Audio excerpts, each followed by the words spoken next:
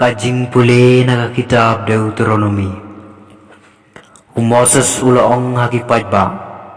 Te menta ku Israel tura fikir yaki ain bat kirliti ki bangahikai yapi.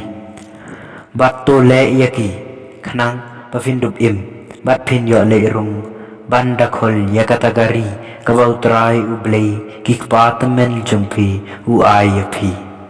Hakmi ngate nalahikai yapi syapang ki ain pat kiriti kumbau trai ublay janga ulah hukum yanga bafin duvrakhe yaki hagatakari kabafin sarung bandakol yaka to sumar yaki batule yaki nabakatakan long kading start jumpi bat kading syapang jumpi hakmat ki jai penreu kiba enda ki yosngu yakini ki ain baro kin sayaong dasisha kani kajat benriu wakrau kalong kajat benriu kabastat berkabasyempang naba ka ei kain kata kajat benriu wakrau kabadon new blay ubadon hajan jangka kumbajan uterai ublay jangi yangi kat hawangi khot kerpat yu ka ei kain kata kajat benriu kabakrau kabadon ki ain bat kiriti kibahok hado kata-kata kum kane ka ain ka walapan pau kum kane ka ain ka bangalapan pau hapi mentakasni tangba da pikir bada syarai baha yala ka mensin yo fiklet no yaki ei ki ei bagi kmat jengpi kileo i yo ki jal ngai nakadonod jengpi kat bafidang im